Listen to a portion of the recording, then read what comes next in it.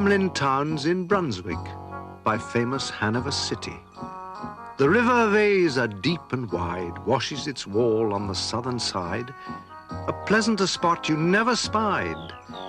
But when begins my ditty, almost 500 years ago, to see the townsfolk suffer so from vermin was a pity. Rats!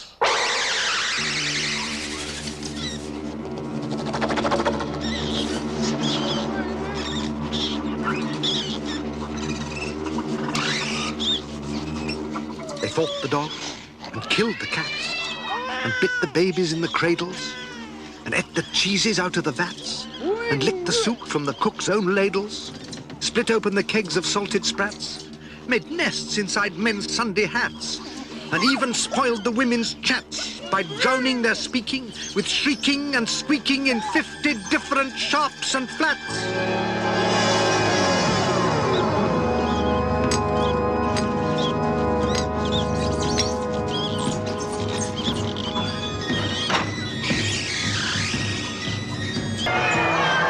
At last the people in a body to the town hall came flocking. "'Tis clear," cried they, "our mayors are noddy, and as for our corporation, shocking, to think we buy gowns lined with ermine for dolts that can't or won't determine what's best to rid us of our vermin. You hope because you're old and obese to find in the furry civic robies. Rouse up, sirs. Give your brains a racking to find the remedy we're lacking, or sure as fate we'll send you packing." At this the mayor and corporation quaked with a mighty consternation. An hour they sat in council.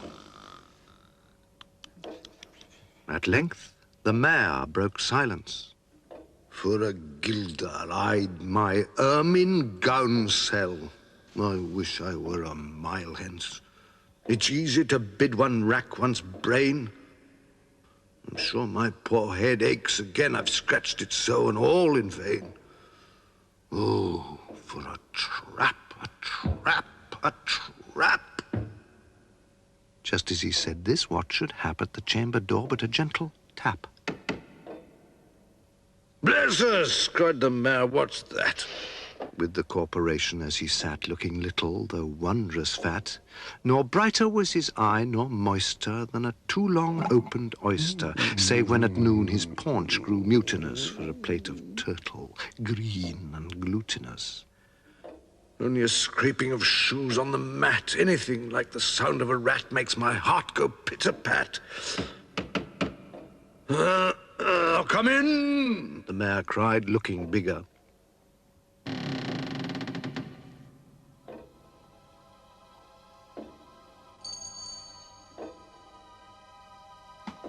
And in did come the strangest figure.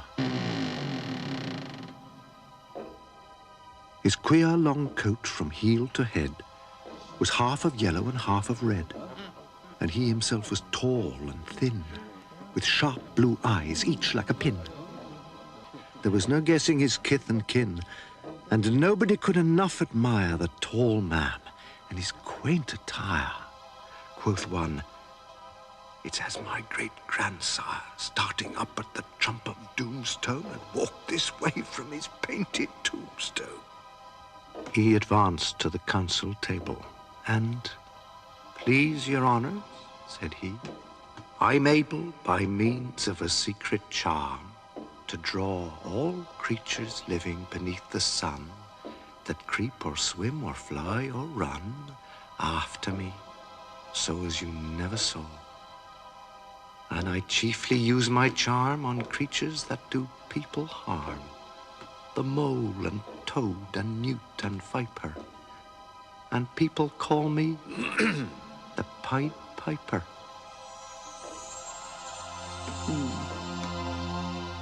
And here they noticed round his neck a scarf of red and yellow stripe to match with his coat of the selfsame check, and at the scarf's end hung a pipe.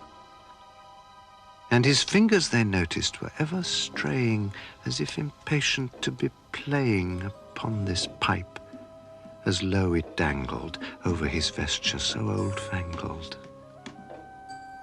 Yet, said he, poor piper as I am, in Tartary I freed the cham last June from his huge swarms of gnats. I eased in Asia the nizam of a monstrous brood of vampire bats. And as for what your brain bewilders, if I can rid your town of rats, will you give me 1,000 guilders? 50,000 was the exclamation of the astonished mayor and corporation.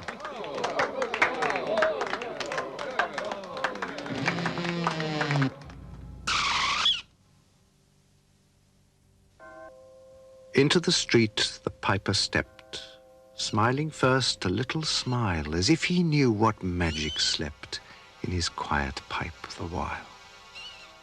Then, like a musical adept, to blow the pipe his lips he wrinkled, and green and blue his sharp eyes twinkled, like a candle flame where salt is sprinkled.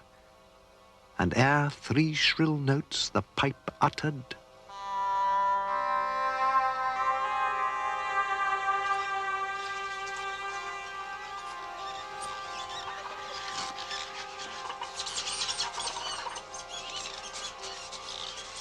you heard as if an army muttered.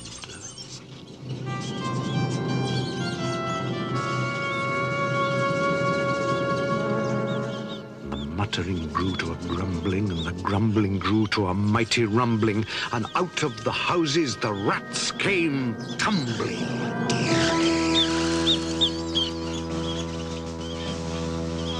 Great rats, small rats, lean rats, brawny rats, brown rats, black rats, grey rats, tawny rats, grave old plodders, gay young friskers, fathers, mothers, uncles, cousins, cocking tails and pricking whiskers, families by tens and dozens, brothers, sisters, husbands, wives, followed the piper for their lives. From street to street he piped advancing, and step for step they followed dancing.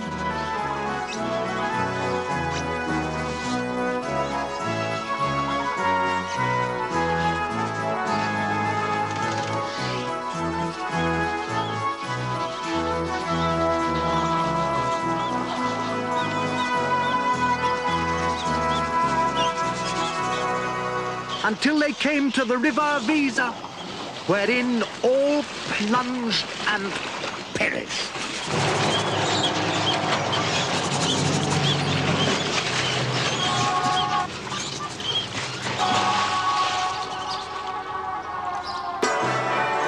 You should have heard the Hamlin people ringing the bells till they rocked the steeple.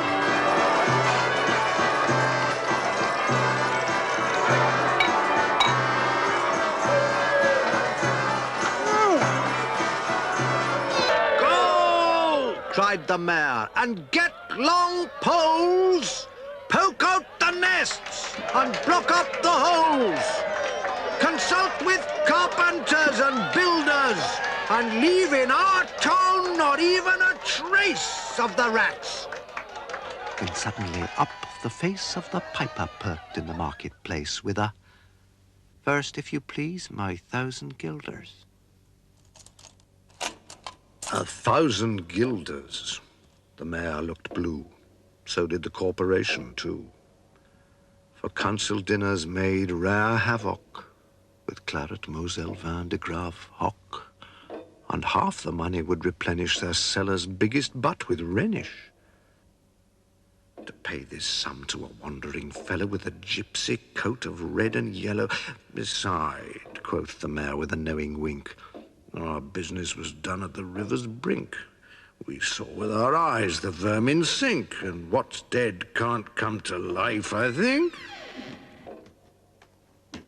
So, friend, we're not the folks to shrink from the duty of giving you something for drink, and a matter of money to put in your poke.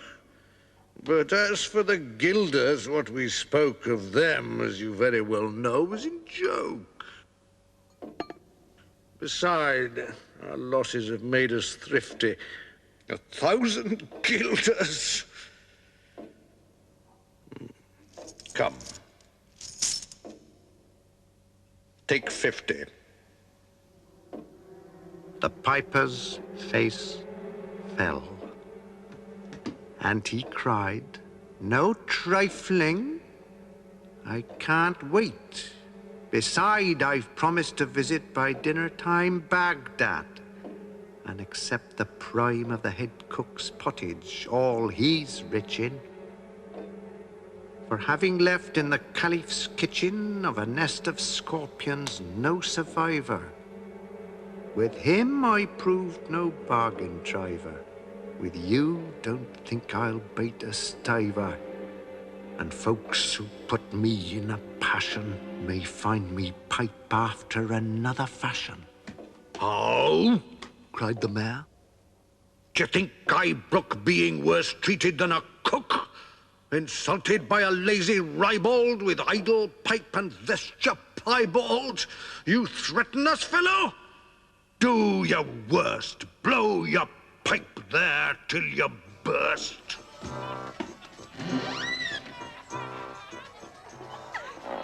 Once more he stepped into the street, and to his lips again laid his long pipe of smooth straight cane. And ere he blew 3 notes, such sweet, soft notes as yet musician's cunning never gave the enraptured air.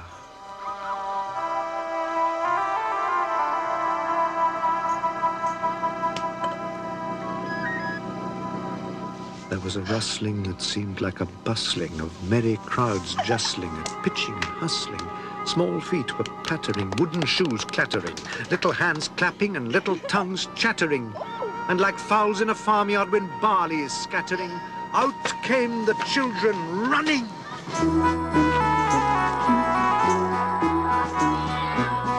All the little boys and girls with rosy cheeks and flaxen curls and sparkling eyes and teeth like pearls, tripping and skipping, ran merrily after the wonderful music with shouting and laughter.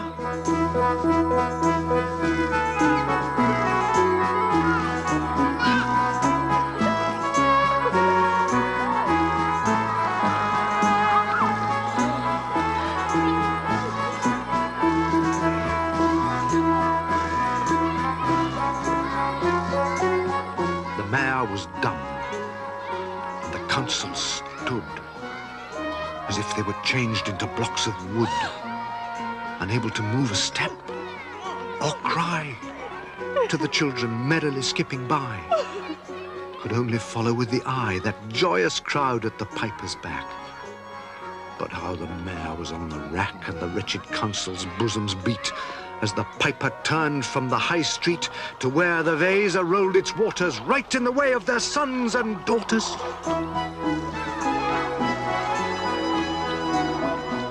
He never can cross that mighty top. He's forced to let the piping drop, and we shall see our children stop.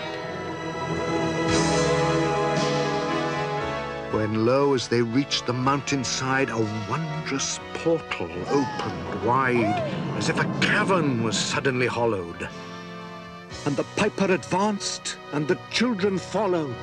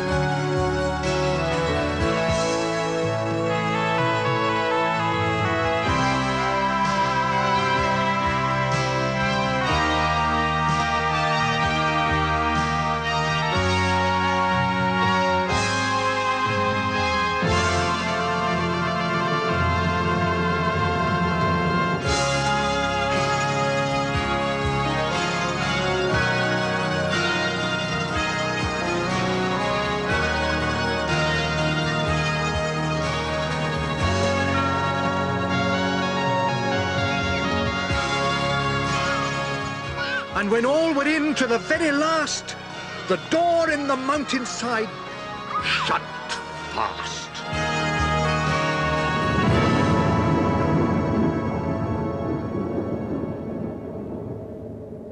Did I say all?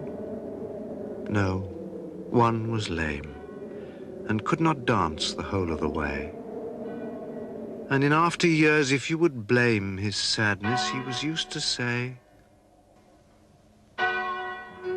"It's dull in our town since my playmates left. I can't forget that I'm bereft of all the pleasant sights they see, which the piper also promised me. For he led us, he said, to a joyous land, joining the town, and just at hand, where waters gushed and fruit trees grew and flowers put forth a fairer hue, and everything was strange and new. The sparrows were brighter than peacocks here, and their dogs outran our fallow deer. And honeybees had lost their stings, and horses were born with eagle's wings. And just as I became assured my lame foot would be speedily cured, the music stopped, and I stood still and found myself outside the hill, left alone against my will to go now limping as before, and never hear of that country more. Alas, alas for Hamelin. There came into many a burgher's pate a text which says that heaven's gate opes to the rich at as easy rate as the needle's eye takes a camel in. The mayor sent east, west, north, and south to offer the piper by word of mouth, wherever it was men's lot to find him, silver and gold to his heart's content, if he'd only return the way he went and bring the children behind him. But when they saw 'twas a lost endeavor, and piper and dancers were gone forever, they made a decree that lawyers never should think their records dated duly, if after the day of the month and year these words did not as well appear. And so long after what happened here on the 22nd of July, 1376. And the better in memory to fix the place of the children's last retreat, they called it the Pied Piper's Street, where anyone playing on pipe or tabor was sure for the future to lose his labor, nor suffered they hostelry or tavern to shock with mirth a street so solemn. But opposite the place of the cavern, they wrote the story on a column, and on the great church window painted the same, to make the world acquainted how their children were stolen away. And there it stands to this very day. And I must not omit to say that in Transylvania there's a tribe of alien people who ascribe the outlandish ways and dress on which their neighbors lay such stress to their fathers and mothers having risen out of some subterraneous prison into which they were trepanned long time ago in a mighty band out of Hamelin town in Brunswick land. But how or why they don't understand. So, Willie, let me and you be wipers of scores out with all men, especially pipers. And whether they pipe us free from rats or from mice, if we've promised them aught, let us keep our promise.